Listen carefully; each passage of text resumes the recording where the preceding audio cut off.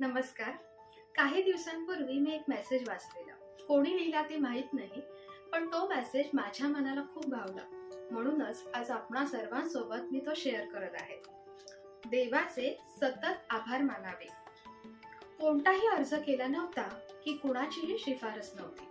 असे कोणतेही असामान्य कर्तृत्वही नाही. तरीही डोक्याच्या केसापासून पायाच्या अंगठ्यापर्यंत 24 तास देवा तू रक्त फिरवतोस. जिभेवर नियमित अभिषेक करतोस. माझे हे हृदय अखंडपणे चालू ठेवतोस. चालणारे कोणते यंत्र तू फिट करून दिलेस देवा. पायाच्या नखापासून डोक्याच्या केसापर्यंत विना अडथळा संदेश वहन करणारी प्रणाली कोणत्या अदृश्य शक्तीने चालते आहे काही समजत नाही. हाडामासांमध्ये तयार होणारे रक्त कोणते जगावेगळे आर्किटेक्चर आहे याचा मागमुगासही नाही.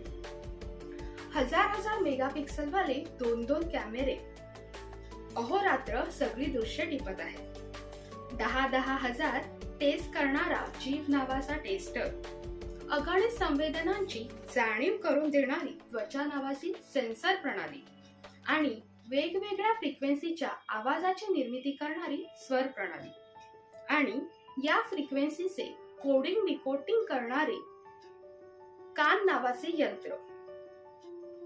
75% पाण्याने भरलेले शरीररूपी टँकर. हजारो छिद्रे असूनही कुठेही लीक होत नाही. स्टँड शिवाय मी उभा राहू शकतो. गाडीचे टायर झिजतात पण पायाचे तळवे कधीही झिजत नाही. अद्भुत अशी ही रचना आहे. सांभाळणे, स्मृती, शक्ती, शांती हे सर्व देवा तू देतोस. तूच आत बसून हे शरीर चालवत आहेस. अद्भुत आहे सर्व, अविश्वसनीय, अनाकलनीय. अशा शरीररूपी मशीन मध्ये कायम देवा तूच आहेस याची जाणीव करून देणारा आत्मा तू असा काही फिट बसवला आहेस की अजून तुझ्याकडे काय मागावे.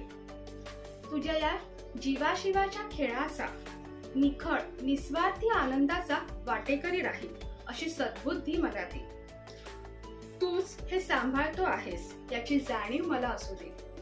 रोज क्षणोक्षणी कृतज्ञतेने तुझा ऋणी असल्याचे स्मरण चिंतन व्हावे हेच परमेश्वराचरणी प्रार्थना. किती सुंदर मेसेज आहे. म्हणजे आपण नेहमीच देवाकडे, देवाने मला हे दिले नाही, ते दिले नाही अशी तक्रार करत असतो.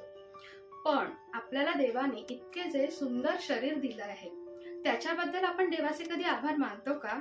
नसेल तर ते मानले पाहिजे. बरोबर ना? श्री स्वामी समर्थ.